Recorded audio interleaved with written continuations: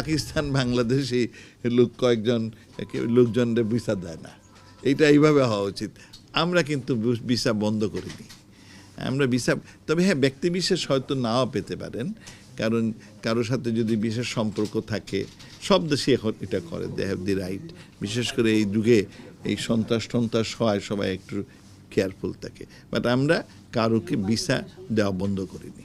আমাদের কিছু অফিসারকে তারা দেয় নাই সেটা শুনেছি, হ্যাঁ আমাদের হাই কমিশনে কাজ করছেন। এবং আমাদের আরেকটা দুর্ঘটনা যে আমাদের কনসুলার সেকশনে যিনি পাকিস্তানে যাবেন তাকে দেন, এখন সে না গেলে আপনার কাজটা করবে কে?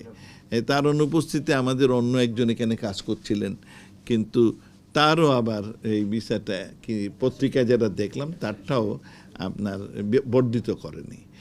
সো ওরাই জোর করে আমাদের ঝামেলায় ফেলতেছে যে আমরা, কারণ আমাদের লোক না থাকলে কেমনে করে আপনি এইগুলো প্রসেস করবেন।